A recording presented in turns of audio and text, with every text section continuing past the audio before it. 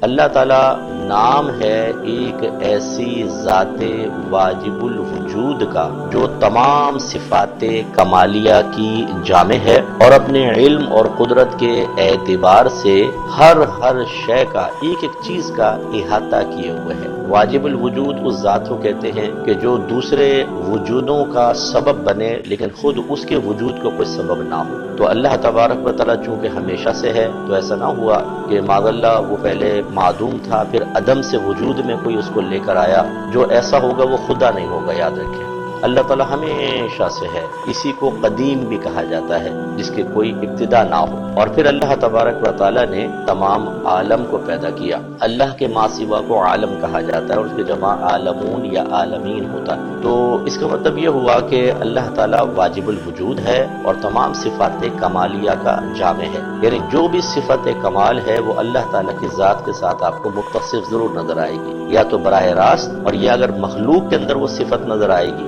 مثال کے طور پہ ایک آدمی بہت تیز دوڑ سکتا ہے اور دوڑنا اللہ تبارک و تعالیٰ کے لیے ثابت نہیں ہو سکتا کیونکہ یہ عوارضات بشریہ ہیں، یہ بشر کے ساتھ ہو سکتا ہے، جانوروں کے ساتھ ہو سکتا ہے۔ اللہ تعالیٰ حرکت و سکون سے پاک و صاف ہے، لیکن یہ اللہ کی خوبی کیوں کہلائے گی؟ اس لیے کہ اس کو یہ صفت اللہ نے عطا فرمائی۔ تو اس اعتبار سے جتنی بھی اس کائنات میں آپ کوئی بھی صفت کمال ظاہر کریں گے اس کے پیچھے اللہ تبارک و تعالیٰ کا کرم ہوگا، اس کی قدرت کاملہ ہوگی، تو گویا کہ وہ اللہ کا ہی کمال ہے، اللہ کی ہی خوبی ہے۔ ایک مصور اگر ایک تصویر بناتا ہے اور ہم اس تصویر کی تعریف کر بنایا، اس لیے دنیا میں جہاں کہیں کسی کی تعریف ہوتی ہے، کوئی خوبی ہوتی ہے، وہ سب اللہ تبارک و تعالیٰ کی طرف ہی منسوب ہوگی۔ اور پھر وہ اپنے علم اور قدرت کے اعتبار سے ہر شے کا احاطہ کیے ہوئے گھیرے ہوئے ہیں۔ علم کے اعتبار سے گھیرنے کا مطلب یہ ہے کہ کوئی چیز اس سے نہ پہلے کبھی مخفی تھی، نہ کبھی ہوگی اور نہ مخفی ہے۔ ہر چیز کی طرف مکمل طور پہ ہم وقت متوجہ رکھتا ہے، یہ اس کا کمال ہے جو عقل میں نہیں آتا۔